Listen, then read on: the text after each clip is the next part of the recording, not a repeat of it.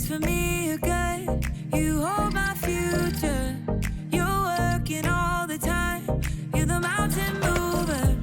From sunrise to sunset, till the sun comes back up again. You're by my side. You started a good work in me. I know that you will complete it. You will see it through, yeah. I know that you're still working on me. And everything that you say you'll do. 'Cause I believe that you are faithful, oh, you are faithful, oh, you are faithful. I'll trust your every word, 'cause I believe that you're working for my good. Yes, you're committed. From sunrise to sunset, till the sun comes back up again. You're by my side. You started a good work in me. I know that you will complete it. You will see it through, yeah. I know that you're still working on me. And everything that you say you'll do. 'Cause I believe that you are faithful, oh, you are faithful, oh, you are faithful. You are my hope, you are my future.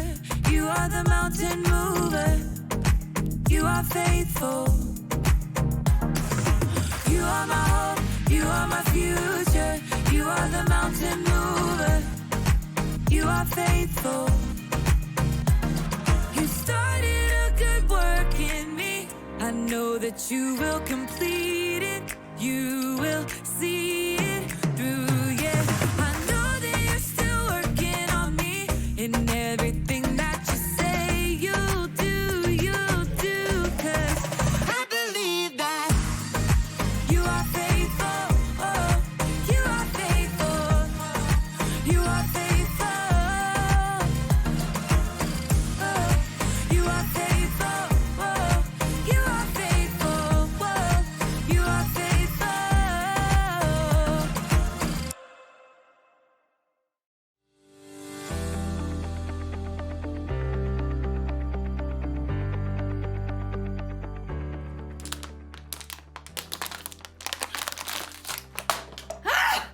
Hey everyone! I'm Erica, and I just ran a 5K race this afternoon! I didn't win, but I also didn't give up. I made it all the way to the finish line, so it's time to celebrate! Yeah! Oh man, I have been training all month for this race, so it has taken a lot of commitment. Commitment is making a plan and putting it into practice. I made a plan, and I practiced a lot. All that running.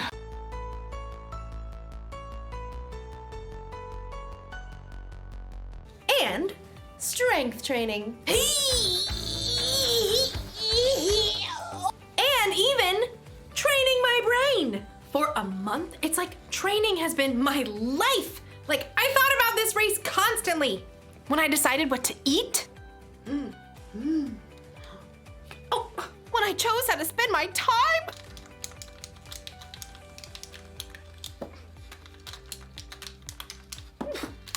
From morning until night, I kept my mind on the race. That's what you gotta do when you truly commit to something. Like, you've gotta live like it's important to you. Today's story is about a woman who lived her whole life that way. I'll see you when you get back. I've gotta get this party started! The Bible. It's 66 books of history, stories, letters, and poetry that fit together to form God's one big story. The epic adventure of how He created us and loves us so much that He made a way to rescue us. As we travel through the Bible, from Genesis to Revelation, we discover people who met God and found their lives changed forever.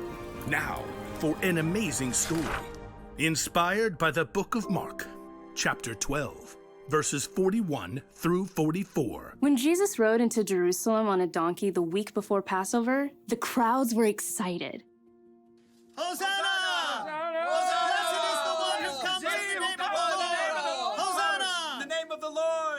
But the religious leaders were not. He's turning the world upside down. We'll have to fix that, won't we? All week, the religious leaders sent men to try trapping Jesus with trick questions. Teacher, is it right to pay taxes to Caesar? Every time, Jesus gave a wise answer that caught them off guard. Give back to Caesar what belongs to Caesar, and give back to God what belongs to God. Jesus knew the religious leaders were so puffed up with pride, they didn't want people to listen to anyone else. Jesus even warned the crowds about them. Watch out for the teachers of the law. They love to have the most important seats. They take over the houses of widows. They say long prayers to show off. One afternoon, Jesus and his disciples visited the temple. They sat down to rest for a moment across from the box where people came to put money they offered to God. Perhaps the disciples, mostly poor fishermen themselves, were impressed by the rich men giving gifts.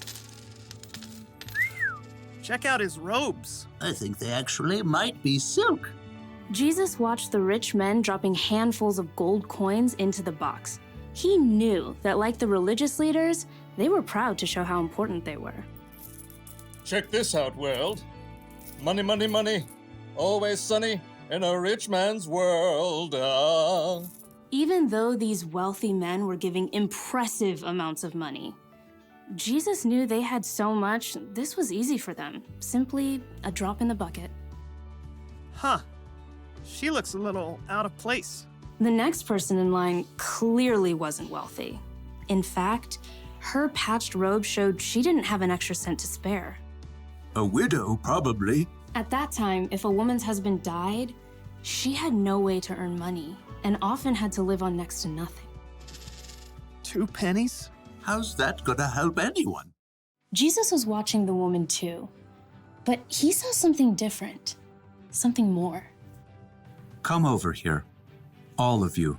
The disciples gathered around Jesus. What I'm about to tell you is true. That poor widow has put more into the offering box than all the others. Jesus' friends tried to sort it out. Excuse me, pennies versus gold? You couldn't buy an order of fish nuggets with that. Jesus knew what his disciples were thinking.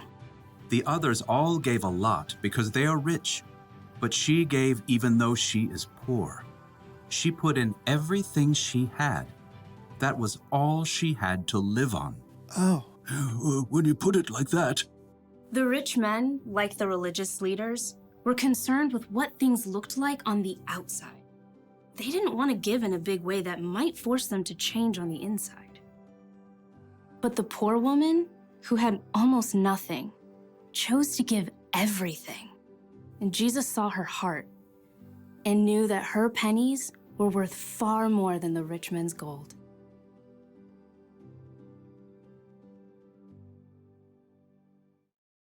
Nobody else thought a poor woman giving 2 small coins was a big deal. But Jesus saw the truth. Other people gave because they were rich.